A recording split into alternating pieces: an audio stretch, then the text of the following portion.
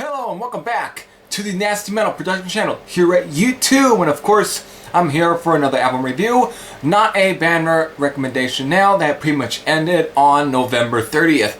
Here we are in December 2nd with a new album release, and that's from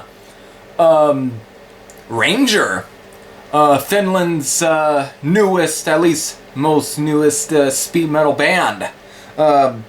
If you don't know what Ranger are, well, they were formed in 2009, and since then they have released at least 2 demos, one EP titled Nights of Darkness back in 2012, which is a fucking great EP, and of course releasing, what was that, 2013? I think it was 2013 for Nights of Darkness, so I can correct myself on that.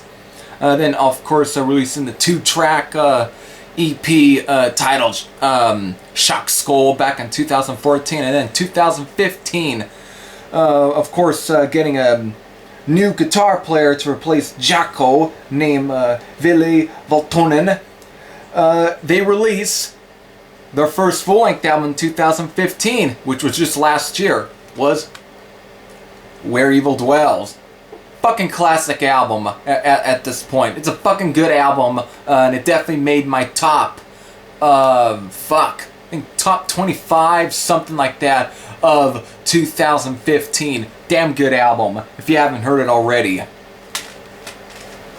So, here we are, and that was, of course, was their debut on Spinefarm Records. So here we are on December 2nd, with our second offering for Spinefarm, and this is titled Speed and Violence.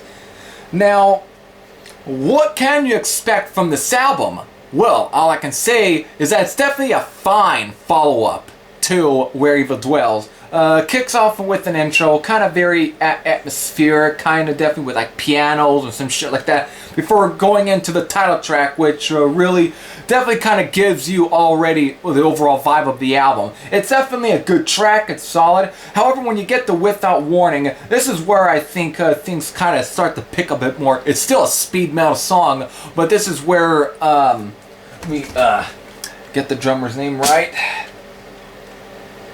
Mikko Spiala, this is where he actually ends up, really going full force with the double bass and everything. It's definitely really one of the best songs off this album, alongside Night Slasher, which is just definitely one of the best songs off of this album. This and Without Warning. Well, of course, you end up getting the song Lethal Force, which of course was dropped as a single, I think, a month ago or so. Fine track, though. Definitely a fine track. But however, the only real long song on this album is actually Satanic Panic. Really?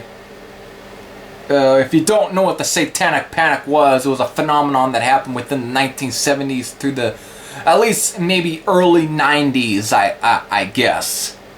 But of course, the song's called Satanic Panic, and it's one of the longest songs off the album. It's pretty much clocks in 6 minutes and 09 seconds.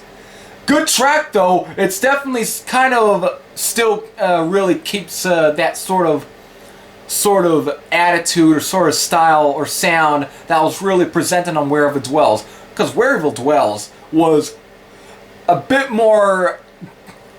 It was a bit more of a type of a. God, I can't really. The word doesn't come to me, but it was a much more of a. Almost more rule out. It was really a push for them. It really had a bit of a rule. Something to it.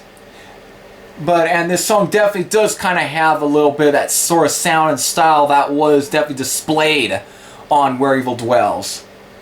Well, most of this album is kind of going back to the sort of sound that you would have expected on like Nights of Darkness and Shock Skull, or their demo material. Even the production for this album, I also have to say, is very demo sounding. It's not really that sort of real fat, sort of really earthy sort of sound that you actually had gotten with Where Evil Dwells, or even Nights of Darkness. Still not bad, and after that, Evil Barrier, and then it ends on Last Breath. Both good songs. Really, there really isn't a bad song on this album, but I don't think this album is nearly as good as Where Evil Dwells. Or even, you know, Nights of Darkness. It just, something about Evil Dwells for me just really, I think, was pushing the band in a much more real epic sort of direction. Something really that they were really showing a lot more promise. Really, the technicality, I think it was all due to new guitar player Ville Valtonen, who really brought in a much more of a technical sort of almost giving the band a bit of a US power metal sound. While that is still retained on here, it's not nearly as punchy as Where Evil Dwells, in my opinion.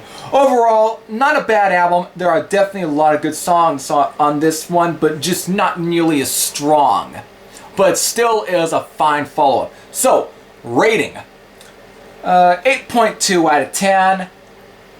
Definitely there are some high points for this album, but there are some weak points here and there.